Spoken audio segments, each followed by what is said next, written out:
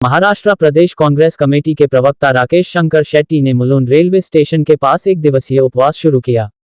उन्होंने ईवीएम पर रोक लगाने के लिए हस्ताक्षर अभियान भी चलाया और ईवीएम के खिलाफ अपनी नाराजगी जाहिर की, ताकि आगे आने वाले चुनाव में ईवीएम की वजह से कोई गड़बड़ी न हो। महाविकास अघाड़ी के लिए मुलुंड में ईमानदार चुनाव हो, इसके लिए एक साथ आने की जनता से अपील किया राकेश शेट्टी ने। वहीं जनता ने भी इस अभियान में उनका पूरा साथ दिया सिग्नेचर करके। इस मौके पर कांग्रेस के कई पदाधिकारी भी मौजूद रहे।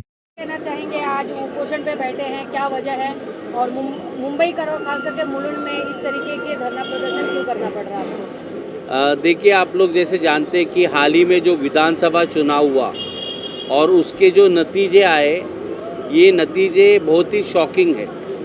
ये जनता के लिए शॉकिंग है, हमारे लिए शॉकिंग है और जो सत्ता पक्ष में भारतीय जनता पार्टी के लिए भी शॉकिंग है। उन्होंने भी उम्मीद नहीं किया था।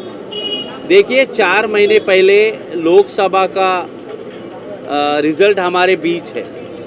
48 सीट्स में से 31 सीट्स जब महाविकास अघाड़ी को मिल गया, 17 सीट महायुति को मिला, तो ये निश्चित था कि आने वाले जो विधानसभा चुनाव में हमारी सरकार यहाँ पे आ रही थी, मतलब इंडिया अलायंस और महाविकास अघाड़ी की सरकार बन रही थी। ये 4 महीने में क्या हो गया कि वोटों में इतना ज़्यादा फर्क आया और ऐसे 4 महीने में राज्य सरकार हो या केंद्र सरकार ने ऐसा क्या काम किया कि महाराष्ट्र और मुंबई की जनता ने उनको वोट किया। तो ये बहुत बड़ा प्रश्न चिन्ह है और पहले से हम लोग ईवीएम का विरोध कर रहे हैं। मुलुंड की जनता आज आप देख रहे हैं कि हमें कितना प्रतिशत यहाँ पे मिल रहा है। चुनाव के दौरान भी हमें पता चल रहा था कि जनता हमारी तरफ है। महाराष्ट्र की जनता में जिस तरह क्राइम यहाँ पे बढ़ा था, देवेंद्र फडणवीस जी हो, एकनाथ शिंदे जी के खिलाफ एक नाराज़गी पूरे महाराष्ट्र में थी, क्योंकि भारतीय जनता पार्टी ने महाराष्ट्र के 2 पार्टियों को तोड़ने का काम किया था और माहौल जब इनके विरोध तो इतना बड़ा बहुमत उनको नहीं मिल सकता। तो हमारा ये कहना है, मतलब महाविकास अघाड़ी के ये कहना है कि ईवीएम को हटाना पड़ेगा, क्योंकि जब बटन दबाते हैं कांग्रेस को, लोगों को ये पता नहीं चलता कि वोट कहाँ पे चला जाता। और जो वीवीपैट है, हमारी एक और मांग है कि अगर आप ईवीएम को रखना भी चाहते तो वो जो वीवीपैट में जो स्लिप कट के गिरता है उसका तो काउंटिंग करना चाहिए। हमारा यहाँ पे जो मुलुंड विधानसभा का जब फॉर्म 17 मैच नहीं कर रहा था, 50% से ज़्यादा ईवीएम मशीन, 99% बैटरी था वहाँ पे।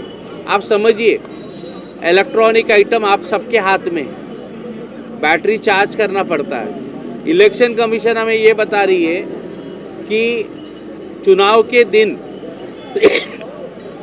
8 घंटे काम करने के बाद भी मशीन 99% अगर चार्ज है, इसका मतलब ये घोटाला है।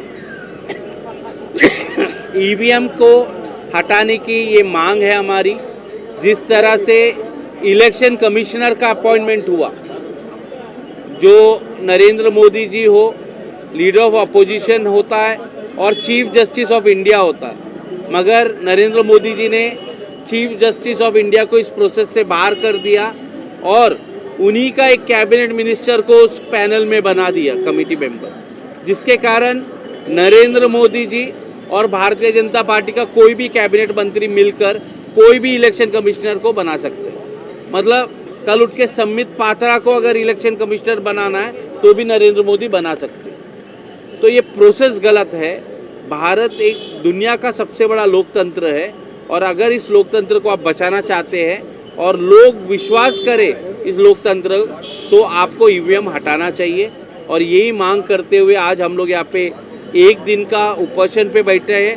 हम सभी कांग्रेस के लोग हैं, सभी ब्लॉक अध्यक्ष हैं, सब सीनियर पार्टी लीडर्स यहाँ पे बैठे हुए।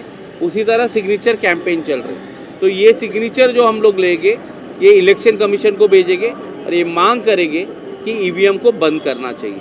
और ये सिर्फ मुलुंड में नहीं हो रहा, आज महाराष्ट्र में जितने सीट हैं, जहाँ जहाँ पे प्रत्याशी हमारे हारे हो या जीते हो, सभी जगह सिग्नेचर कैंपेन चालू है और कल नागपुर में जाके हम इसका सबमिशन करेंगे। सर, इसके बावजूद भी अगर किसी तरीके ख्याल नहीं रखते इन चीज़ों का, तो आप लोग का अगला कदम क्या होगा? देखिए, देश में बड़े बड़े आंदोलन हुए, जन आंदोलन हुए, ये शुरुआत है। अगर केंद्र सरकार, राज्य सरकार अपनी मनमानी करती रहेगी तो ये जो जनता है ये चुप नहीं बैठेगी, क्योंकि जनता को आज ये संशय है कि हमने वोट किया, वो वोट कहाँ पे गया। क्योंकि हम यहाँ पे जब लोगों से बात करते हैं, उनका ये कहना है, क्योंकि यहाँ पे उम्मीदवार तो मैं खुद था, कांग्रेस पार्टी को हमने वोट डाला, मगर उस बूथ में 60 से 70% वोट चला गया भारतीय जनता पार्टी। जहाँ पे मैंने काम किया है, जहाँ पे झोपड़ा, यहाँ पे लक्ष्मी नगर है, झोपड़ा हमने बचाया है, तो वहाँ पे 60% वोट भारतीय जनता पार्टी को लोग क्यों डालेंगे। तो ये बहुत सारा प्रश्न है, हमने अलग अलग जगह पे देखा। मार्केटवाड़ी का तो आपने देखा, वहाँ पे तो शरद पवार गुट का विधायक चुन के आया है, मगर फिर भी वहाँ के गांव एक मॉक पोल करने का कोशिश किया, जिसको रोकने का काम महाराष्ट्र सरकार ने किया। लोगों को विश्वास नहीं है।